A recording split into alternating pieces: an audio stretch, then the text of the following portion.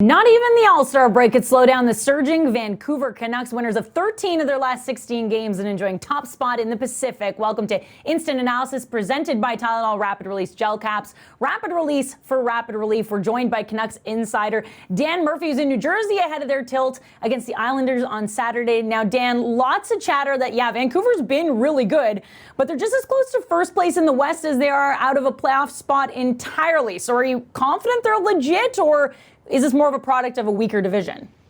That's a tough question.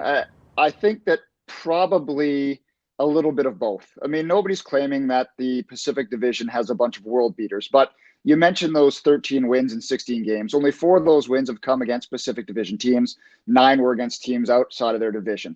They're, I think, 9th in the league in goal differential, 9th in the overall standing. So yes, the Pacific is a little bit weak, but the Canucks have been beating other teams.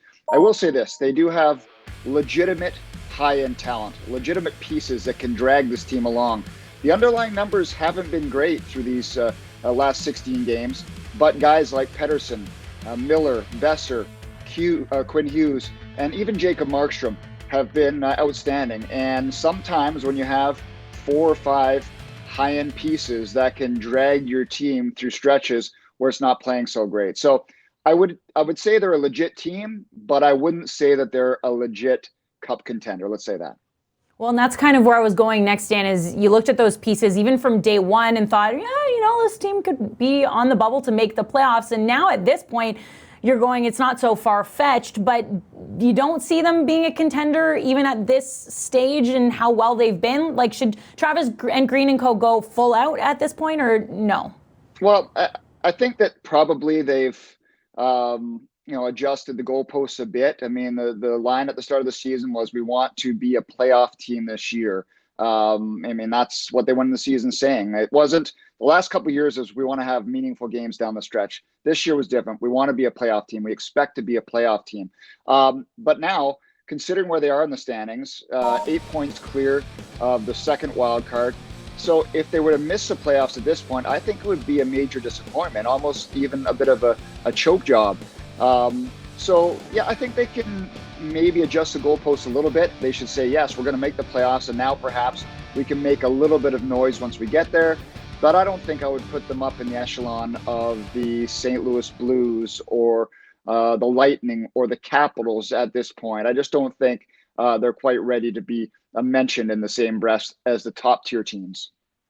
Now, Jim Benning, I think it's safe to say, has had a less than stellar track record over his first 4 years, but they stuck with him. And talk about a big turnaround, a lot of signings and deals this summer that have clearly worked out. Do you think he'll continue to make moves at the deadline in order to try and push them up to be that elite team? Well, I think he did most of his moves in the summer, as you mentioned, signing Tyler Myers, signing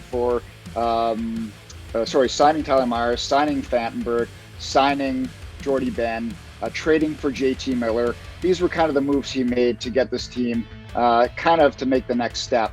The other guy I didn't mention there was Michael Ferland, and I think that he's the wild card in this. Still battling through what we believe is concussion symptoms. He's been skating on his own. I believe he'll be sent down to Utica on a conditioning stint probably very soon. So I think that's the wild card. If they feel like he can play and contribute and can be healthy, I don't think that they'll be looking to do a whole lot at the deadline.